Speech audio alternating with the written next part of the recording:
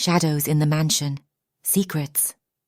Nasha stood by the bed, her hand trembling as it rested on Obasi's forehead.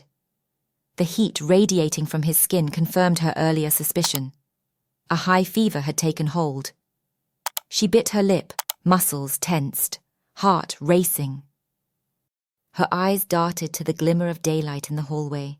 The back door was just a short dash away. Safety beckoned, yet her feet remained rooted to the floor. Her gaze kept flicking back to Obasi, drawn by his pained groans and the silent plea in his weakened eyes. He needed help.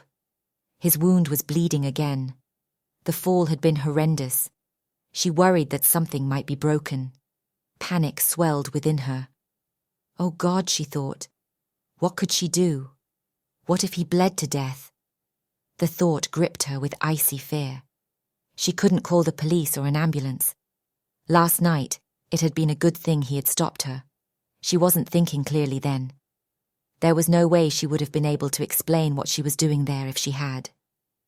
Now, with Obasi this hurt again, the urgency to act paralyzed her. Nasha, Obasi's deep, pained voice made her jump in place. Her heart pounded as she looked at him, his eyes filled with pain. I'm sorry, he continued weakly. I can't seem to move. She bit her lip, torn between fear and the growing need to help him. Her muscles tensed, ready to bolt, but she stayed rooted to the spot. Nasha, he whispered, his voice trembling with effort. My phone. Can you hand it to me? I need to call the nurse again. Her eyes darted to the phone lying on the nightstand, then back to Obasi. She hesitated, but the desperation in his eyes pushed her to act. She reached for the phone and handed it to him, her fingers brushing against his. The touch sent a jolt through her, and she quickly pulled her hand back, nearly dropping the phone. Obasi's swift reflexes closed his hand around it just in time. She watched as Obasi dialed Kehinde's number, his movements slow and laboured. Kehinde, he said when she answered, his voice strained. It's Obasi. I need your help again. The wound, it opened up. Nasha watched, her heart in her throat as he explained the situation, the fall from the stairs. The pain in his voice was intense. Within what felt like an eternity but was only a short time, Kehinde arrived, finding Obasi moaning in pain, and Nasha standing near him, paralyzed with fear and helplessness. Kehinde's experienced eyes quickly assessed the situation. She positioned herself beside Obasi's bed, her hands moving with practiced precision as she examined the reopened wound. This needs to be stitched again, she said firmly, her voice steady and reassuring. She dug into her medical bag, pulled out a thermometer, and placed it under his armpit. She grimaced at the reading, tossed it back into the bag, and began to clean the wound. Nasha winced and hugged herself, unable to watch. Obasi passed a quick, meaningful glance to Kehinde, who, drawn from her focus by it, and familiar with such a look from him, nodded almost imperceptibly. She turned to Nasha. Why don't you step outside for a moment, she said softly. I'll take care of this. Nasha hesitated, feeling a mix of relief and reluctance. All right, she murmured, her voice barely a whisper as she turned away, her steps quickening as she left the room. Once Nasha exited, Kehinde locked the door behind her, turning back to Obasi. She froze in place, eyes wide as he sat straight up on the side of the bed. He rose to his feet, stretching toward the ceiling like a mighty Iroko tree, his stance strong and unfazed, not like a man in pain at all. Obasi, she whispered, her voice barely audible. He gestured for her to speak quietly and beckoned her closer. I'm fine, he said, his voice unwavering. What? No, you're not. Your wound is open and your temperature is through the roof. Kehinde whispered back, confusion etched on her face. Lie back down. Obasi took a deep breath, his eyes locking onto hers with an intensity that demanded her full attention. I needed a moment to speak with you privately, he explained, glancing pointedly at the locked door behind her, his tone measured and deliberate. Again, she took in his powerful stance, his easy breathing, and the natural grace as he stood there in his senator suit. "There's something I need to confess," Obasi began, his voice steady but tinged with guilt. She looked at him sharply, her professional demeanor shifting to one of concern. "What is it, Obasi?" He took a deep breath before speaking, as if preparing himself, meeting her gaze. "I fell down the stairs on purpose." Her eyes widened in shock, and he saw clearly the thoughts swirling through her mind until understanding dawned. "What? Why on earth would you do that?" She waited, but he didn't answer, and she realized not just the strength in his stance but also that he wasn't groaning anymore. Kehinde's eyes narrowed in thought as she processed the situation. "You were faking it." "Not entirely," Obasi admitted. "I was in pain, but not as much as I let on. But your wound, torn earlier while I overly exerted myself. The fall, it did exacerbate the bleeding, but I'm not in that much pain. Basically, I'm fine. The fall was more dramatic than it was painful." "Obasi, you can't be serious. You're really saying you staged it?" Kehinde interjected, her voice tinged with frustration. "Why did you lie? I rushed over here, worried that you were in serious trouble." Obasi looked to the door behind her, his expression pained. "I needed to stop her, ensure she stayed and didn't run off. She's scared, Kehinde, terrified, and if she knew I was capable of getting up, she might leave." Kehinde's brows furrowed, and she tilted her head, trying to follow. "The girl?" she asked. "Yes, Nasha," he said. "What does that mean? I don't understand." She focused on Obasi's gaze, reading his eyes as they told her what his words didn't say.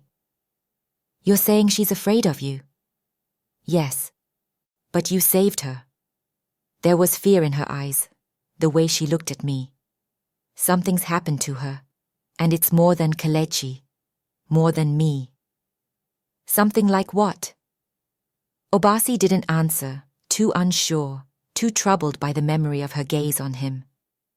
Kehinde stared at his face, searching for the missing pieces in his expression. "All right," she said, her demeanor shifting as she visibly recalibrated her mindset to better suit the unexpected situation. "Let me get this straight. You're saying that she finds you threatening once you're on your feet, so you threw yourself down the stairs?" "In summary, yes," Obasi replied. She recoiled, shock and disbelief etched across her features. "You mean, you manipulated her? Made her think you were hurt when you weren't?" That's cruel, Obasi." She paused, her eyes narrowing. "When I arrived just now, she was trembling. What do you think will happen when she discovers the truth?" "I know," he whispered, his voice heavy with remorse, his eyes reflecting the depth of his regret. "But I couldn't find any other way. Her reaction to someone being injured or in pain isn't normal. There's something unnatural about it. Pretending to be sick and vulnerable seems to be the only way to bring her closer to me, the only way she dares to touch me. Otherwise she recoils from me as if I were a cobra about to strike. She wants to leave, and I can't let that happen." Kehinde scrutinized him, her brows furrowed. "What did you expect, Obasi? You're a towering, unfamiliar man, and she's trapped in a strange house with you right after being assaulted by another man. Of course she wants to leave. Of course she's terrified." He pondered her words, acknowledging their validity. Perhaps he was overanalyzing the situation. Yet, he couldn't shake the persistent feeling that she had endured something profoundly traumatic. The memory of her frightened gaze by the kitchen door haunted him.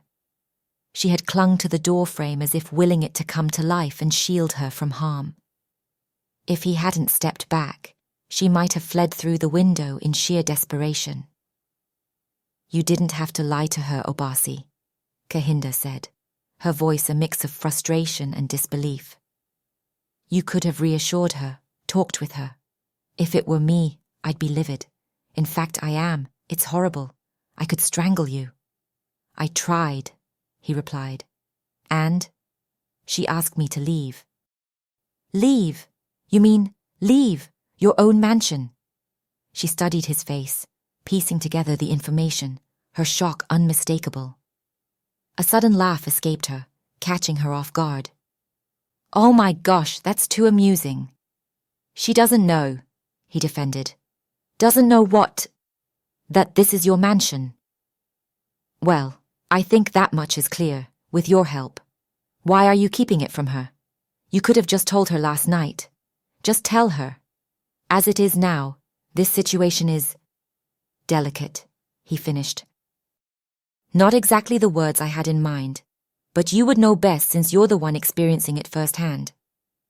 I was going to say out of control. When you asked me to keep this secret, I didn't think it would drag on for this long. He grimaced, his gaze drifting to the wall as if seeking answers in its blank expanse. I wanted to give her time, to trust me first. To tell her now that he was the owner of the mansion, he felt, sensed. It might make her even more wary of him, especially since she broke into it. So what did you say to deserve it? Kehinde asked, her tone mildly accusatory, as if siding with Nasha's request. Obasi reflected on their conversation and the moment just before Nasha had asked him to leave. I made her breakfast, he said. Kehinde laughed again, this time struggling to stifle the sound as she held her stomach and covered her mouth. You? She gasped between chuckles. No wonder. Obasi, you don't cook. What concoction did you traumatize her with? His eyes narrowed as he watched her struggle to suppress her laughter. Glad to see you're enjoying this, he said, and it made her struggle even more. In the next moment, his eyes softened with warmth. How have you been, Kehinde? Working hard, she replied, collecting herself, her smile mirroring his warmth. It's good to see you back in this dry little village. It's nice to be home, he said, glancing at the wound on his chest. Sort of, he added, the words tinged with a hint of pain and irony. His lips twitched ever so slightly, as if on the verge of a smile. Kehinde grinned. So, what do you think she plans to do after you leave? Stay here, as if she owns the place? I've already told you she means to run, Obasi said. Oh, no, Kehinde mocked with playful sarcasm. And I guess we can't have that, can we? Just so you know, most people would actually want the intruder who illegally broke into their home to leave. Yet here you are, making her breakfast while she's trying to run away. That's not exactly normal, Obasi. You might want to think about that. Obasi didn't answer, but she noticed a sudden tension in the room, a palpable shift in his aura that sparked an unexpected sense of danger in the air. His gaze drifted beyond the walls, his thoughts rendering him motionless. The notion of allowing Nasha to leave, to return to a perilous unknown, gnawed at his very core. The mere thought of enduring such torment was unbearable. The moments he had lost sight of her on the security cameras had nearly driven him to madness. When she had vanished from the bed for days, and then when Kelechi had dragged her out of view. Did she steal anything? Kehinde asked, trying to pinpoint the source of his unease. No, he said. She's not a thief, just homeless, it seems. That's your assumption? A feeling, I can tell. So what do you plan to do, Obasi? Keep her here with me. Protect her. From whatever it is she's running from. You think she's running from something? What? He shook his head. I don't know. She's not a stray puppy, Obasi. You can't just keep her. You said you watched her on your cameras for a few days, and I can hardly believe you're acting this way. You don't even know who she is, where she's from. I'll find out, he replied, his expression turning severe, a steely determination in his eyes. Once again, there was a palpable shift in his aura, a sudden intensity that sent a shiver down Kehinde's spine, hinting at a desire for vengeance. "And Kelechi?" she asked cautiously. "I'll deal with him," Obasi replied, his voice heavy with restrained fury. His intensity surprised her. She had seen many sides of Obasi over the years, but anger was never one of them. Yet in this moment, she could see a flicker of it. Here was Obasi, she mused, a humble village boy turned billionaire and philanthropist, conquering life in a foreign land, working tirelessly to build numerous schools and uplift his struggling village. Obasi, an Igbo man and the sole survivor of his family, had meticulously built the mansion as a tribute to their memory. Kehinde couldn't help but admire his masculine beauty, thinking to herself how undeniably Igbo he was. His powerful presence, chiseled features, and the quiet strength in his demeanor were quintessential of his heritage. He had been an impressive teen, tall for his age, and it was gratifying to see that his adult form hadn't disappointed. And now, this man was about to keep a homeless girl who had broken into his mansion. On that note, the realization wasn't lost on Kehinde. He said Nasha hadn't stolen anything, but clearly she had stolen his heart. Noticing her prolonged gaze, Obasi met her eyes, his own narrowing slightly as he blinked. His strong, chiseled features conveyed a silent question, curiosity flickering across his face as he seemed to wonder why she was staring at him so intently. At that, she smirked. "If I had known all I had to do was sneak into your mansion, I'd have done it a long time ago," Kehinde teased, a playful glint in her eyes. Obasi tilted his head, a flicker of amusement dancing in his gaze, though he didn't smile. His eyes, however, held a subtle distance, gently acknowledging the jest. I know," she sang, with a playful smile. "You know I'm just playing with you, Obasi," she added. Taking a breath, she continued. "So what now? You just plan to keep her here?" He nodded. "But what if she finds the cameras, what then?" "I removed them all early this morning. There was sufficient time, but it's how I tore the stitches," Obasi said, his voice carrying a solemnity that matched the gravity of his actions. Nasha had been asleep at the time. He sat on the bed as he remembered how he had discovered her sleeping last night, curled up in the darkest corner of the room. When he had first awoken, disoriented and unsure of his surroundings, he had been momentarily bewildered by the sight before him. But as clarity returned, his heart broke. The image of her, curled up on the floor in the shadows, would be forever etched into his memory. She had been so terrified, seeking refuge in the corner despite his presence. In that moment, he could see the brutality the world had inflicted upon her, the neglect evident in the way her hands clutched her slight frame. With utmost caution, careful not to disturb her, he had lifted her gently from the floor. She stirred in his arms, and he had frozen mid-step when she snuggled into his chest, the feel of her warm form against him making his heart race. Her slender brows twisted into a knot, a clear sign of troubled dreams. When he finally laid her down on the bed, she immediately curled into a tight ball. Worried she might roll off, he had meticulously arranged pillows around her and placed more on the floor beside the bed, ensuring she would remain safe. "All the cameras?" Kehinde interrupted his thoughts. "Yes, all of them," he confirmed.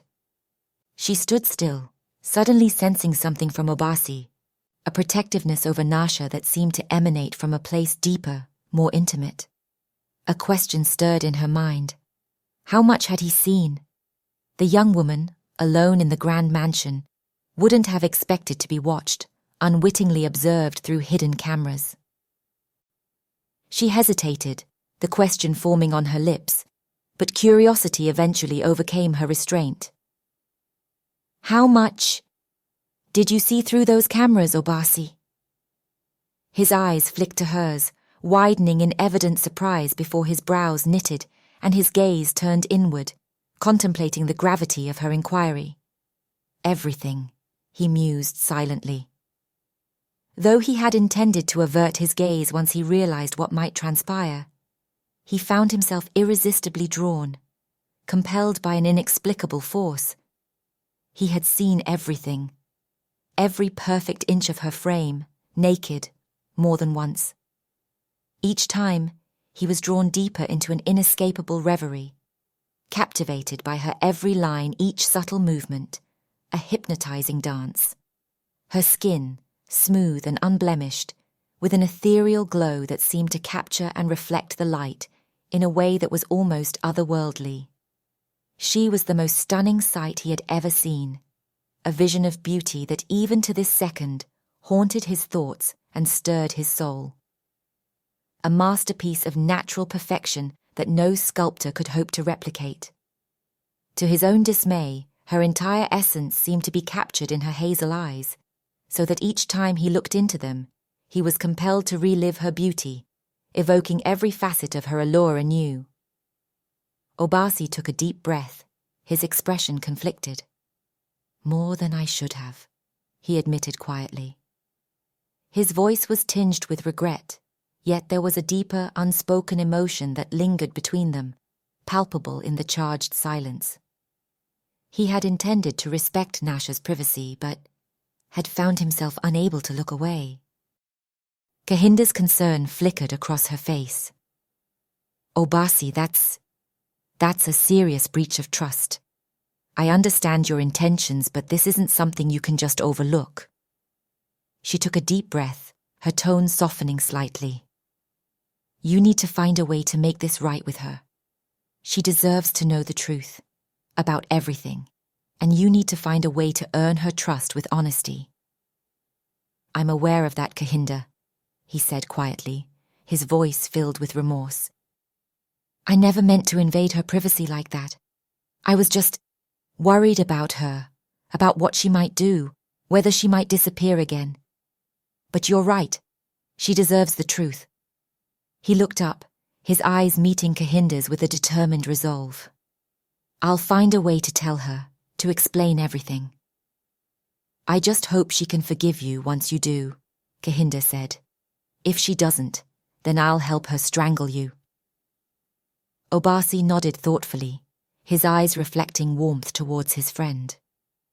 Her determined stance and stern yet affectionate warning remained unyielding. Kehinde knew well enough what kind of man Obasi was, and that made his recent actions all the more anomalous. "So what now?" she asked. Obasi's expression grew resolute. "Don't give me any medications." "What? No, you can't be serious," Kehinde replied, incredulous. "She'll only come near me if she doesn't feel threatened," he said. "She's like a magnet's repelling end. The only way to keep her grounded is to step back." He had spent countless hours gazing at her through the screen, yearning to be near her. Her image haunted his dreams, and now that he was here, all she wanted to do was run away from him, he mused bitterly. The thought gnawed at his heart, a relentless ache that refused to fade. Everything happened so quickly. I never anticipated Kelechi's attack, but maybe it wasn't entirely in vain. This wound has become my means to stay close to her. "So you're planning to stay sick?" "For as long as I can endure it without assistance, yes. Close the wound, but no medication. Let the fever run its course. Is that safe?" "If you're asking for my professional advice, no. It's not recommended. As your friend, is the suffering really worth it? I want her." His sudden and direct assertion stunned Kehinde, leaving her hovering in place, gaping at him. The raw desire in his tone, the finality of his words, and the irrefutable claim in his deep voice took her breath away. With the silence of Kehinde's shock still lingering in the air, Obasi reached for his phone and dialed a number, holding up a finger as he waited for the call to connect. A young woman's bright yet distracted voice came online. The Obasi Gallery of African Heritage. How may I direct your call? Obasi here. Pass me to Jackson. Yes, sir. Right away, the receptionist replied, her tone instantly alert upon recognizing his name and voice. She promptly transferred the call. Mr. Chukwu, good morning, sir. Jackson's voice came on, sounding overly eager and somewhat nervous. Jackson, Obasi said, I'm currently in Nigeria. I have to handle an emergency and will be away for a while. I need you to take charge in my absence. What? Jackson blurted out in surprise. Kehinde's eyes widened, mirroring Jackson's shock. Have Marcy clear my schedule until further notice, Obasi continued. Your schedule, sir? Jackson sounded surprised yet again. Yes, of course, sir. I'll tell her right away. He had barely finished his sentence when there was a rustle on his end. Obasi! Karen's voice burst through the line, loud enough for Obasi to pull the phone away from his ear momentarily. Kehinde's expression shifted as she overheard. Obasi, I've been calling you non-stop, so all this time you've been in Nigeria? Where exactly? Her voice, laden with surprise and concern, pressed on. What happened? Just something I need to take care of at home, Obasi replied, his voice steady. A moment of silence followed, during which Karen seemed to wait for more details. So you're in Nigeria. Where exactly are you? She insisted. My village home, he answered. Oh? You mean the mansion? Do you want me to come and help with anything? It wouldn't be a problem. I can catch a plane. That won't be necessary, Obasi replied firmly. Are you sure? Her voice softened. I was so worried. You rushed out of the office like something was horribly wrong. I've never seen you look so frantic. Are you okay? Do you need any help? I'm fine, Karen, he said, his tone measured. Karen paused, taking a breath as if to calm herself. The clip-clop of her high heels suggested she was stepping aside for privacy. When she spoke again, her voice was softer, more intimate, almost seductive. Listen, I know things have been strained between us lately, but the way you left the office the other day made me worry. You were shouting and knocked over papers in your haste. Leroy said you left your car open and running in the middle of the street. I don't know what could have made you leave so abruptly. If there's anything you need, anything I can do, I'm willing to help. It's been so strange without you at the museum. It really made me realize how much I miss our conversations, our time together. Will you let me be there with you? Like I said, if you need me, I could catch a plane. It's no problem. I appreciate your concern, Karen, Obasi replied, maintaining his professional tone. Of course, she said quickly, masking any disappointment. I understand. Just know that if you need anything, I'm here for you, always. She continued, her voice warm. When you get back, maybe we could catch up. Perhaps over dinner? Just then, there was a knock on the door. Obasi? Nasha's voice called out softly. Obasi's eyes darted to Kehinde, conveying an urgent, silent message. She quickly moved closer to the door and paused, ready to respond if Nasha called again. Obasi's attention shifted back to the call, and for a moment, a silence hung in the air, making him wonder if Karen had disconnected. He was about to speak when the silence was broken. Who was that? Karen's tone sharpened with sudden alarm. Is there someone there with you?